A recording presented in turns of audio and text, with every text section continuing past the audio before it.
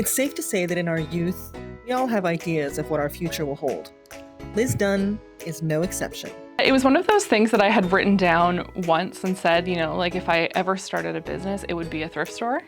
In November of 2020, Liz opened the doors to Boutique Elle Dit in Lennoxville, a thrift store that was shaped not only for her love of beautiful things, but an appreciation for affordable fashion.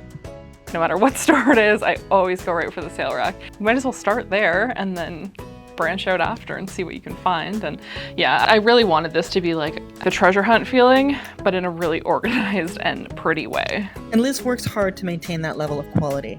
I go through everything, check it all out, wash it, steam it, bring it back to the store, and I do try as best as I can to make sure everything's in really good shape. There's a certain level of quality that I want in the store, and it's something that you want to feel good in as opposed to just putting on and like going about your day. The care that Liz takes is not only for aesthetics. She enjoys sparking the joy in others. It brings me so much joy to have things that have been loved by somebody go to someone else and like extend that love. And it sounds so cheesy to talk about clothes that way, but there are certain pieces that I just think are so beautiful. And to see someone find that, it makes me so happy to see things go to somebody who like feels really, really good in them. That's also the reason that Liz makes sure to carry as wide a range of sizes as she can.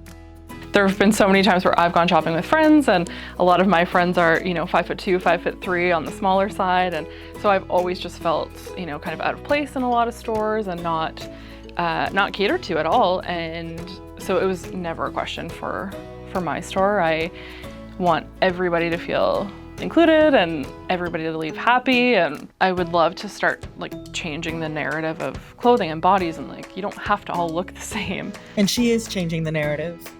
You can catch a glimpse of available fashion on the boutique social media accounts, and the women modeling that fashion are members of our very own community. So we decided to reach out, like just post an open call for models because we figured people might be getting sick of seeing our faces on both accounts.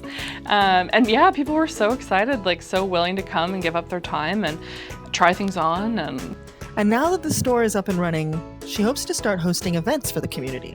Yeah, I'd love to do like a moms and minis party and like a girls' night out, or like, a swap party where people come in and just exchange clothes with other people and shop if you want to, but it's more the social aspect for me that I'm excited to do. And she has every reason to hope for success.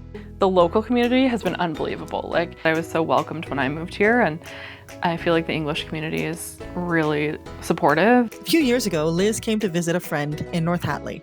I was looking for a change of pace, a change of scenery, and it was like intended as like a short visit, and I just fell in love with the people and the place, and it felt like home. It felt like a family, and yeah, I can't say enough good things about it. And that joie de vivre is something that you can feel when you meet Liz and cross the boutique's threshold. I'm so happy to be here every day. So when I hear that back from people, I'm just like, that feels the best.